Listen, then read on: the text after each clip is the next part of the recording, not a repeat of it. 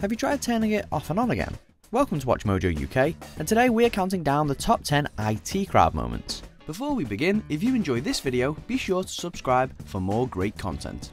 For this list, we're focusing on the funniest moments from the famed Channel 4 sitcom, from the basement-based shenanigans of Roy to the top-floor antics of the genius business mogul, Douglas. I wonder if it's loaded. Number 10, Moss and the Cannibal. Ever misread an ad in the paper? Ever almost been eaten because of it? What did you think this was? Well, I was going to eat you. Having innocently misread an ad for a cooking class, Moss turns up at a stranger's house full of enthusiasm. I see where the confusion was. I thought this was a cookery course. No. But you were looking for someone who would agree to let you kill and eat them. Yeah. Of course, he doesn't realise that his supposed cookery teacher is in fact a cannibal, who recently put out an ad looking for someone to be his meal, not help him make it. Hilarity ensues. Oh, I'm sorry, Johan, this must be such a letdown. I had my tonsils out last month, I could have kept them. Number 9, the Dragon's Den pitch. The den can be an intimidating place at the best of times, and particularly when you've got a product that doesn't work. The dragons are beside piles of money with pens. Nervous as anything, Jen, Roy and Moss step up to pitch their new revolutionary lingerie item. Sorry, bit of asthma. But it all goes pear-shaped. Jen can't speak, Roy just stands there, and when Moss tries to take control and showcase their gadget, it bursts into flames. We are looking for £400,000 for 2%. And that's why I'm out. Number 8, the Piracy Ad. We all remember those piracy adverts, right? Well, this one takes the proverbial biscuit. You wouldn't steal a handbag. You wouldn't steal a car. You wouldn't steal a baby. Settling down for a movie night, Roy and Moss are confronted with a rather graphic awareness video. It starts off fair game, don't steal a car for example, but then it all gets a little weird. If you do it, you will face the consequences. Don't steal, folks, they will find you. Man, these anti-piracy ads are getting really mean. Number 7, the Red Door. Pandora's box ain't got nothing on this. Familiarising herself with the office layout, Jen spots a red door behind Roy and innocently asks what's behind it. What's behind that red door? What follows is a mysterious, overly evasive explanation which does absolutely nothing to satisfy Jen's curiosity. You can't upset the whole harmony of the place. We later find out that a goth called Richmond lives in there, but it's the initial interrogation scene that gets our vote. You don't want the rainforest to die, do you? No, I really don't want the rainforest to die. Well, that's what will happen if you open the red door. Number 6, Douglas arrives. Father!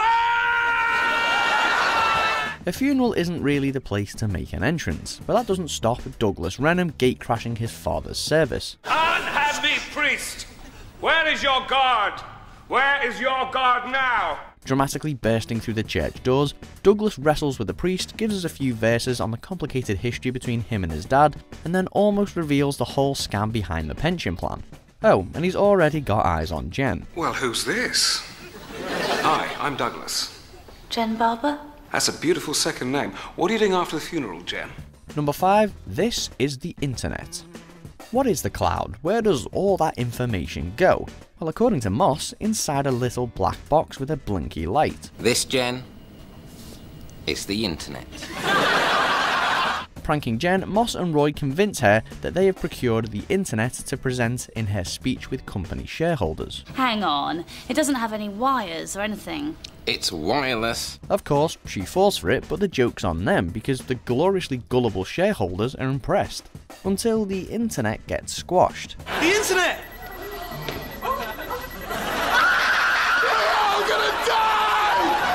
Number 4, the disabled toilet. Showing a blatant disregard for social expectations is something that just comes naturally to Roy. But it all goes wrong here.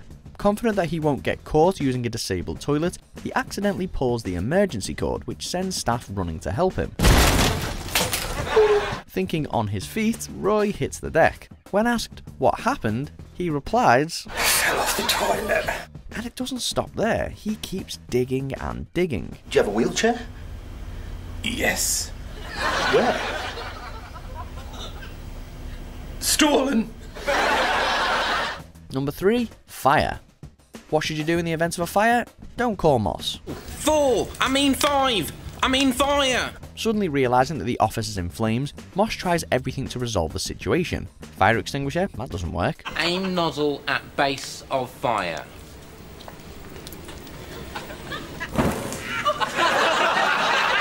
Calling the new emergency number he's learned? Again, non-starter. Instead, Moss does the most logical thing he can think of. He emails the fire brigade. Dear Sir Stroke Madam, fire! Exclamation mark. Fire! Exclamation mark. Help me! Exclamation mark. Phew, that was close. Number 2, did you see that ludicrous display?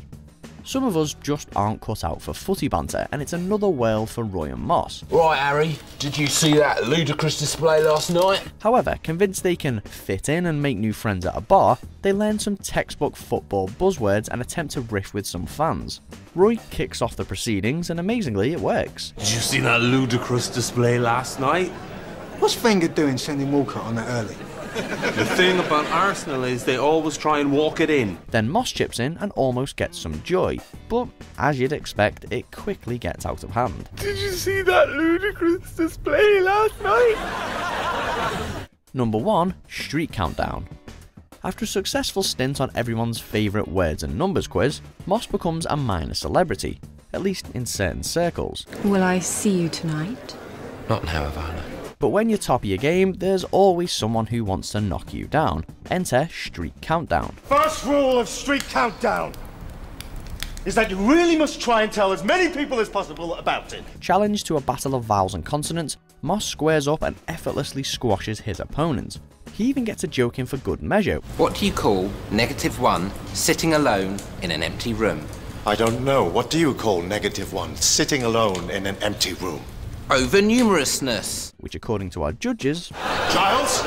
Yes, that is a word, and the joke does make sense.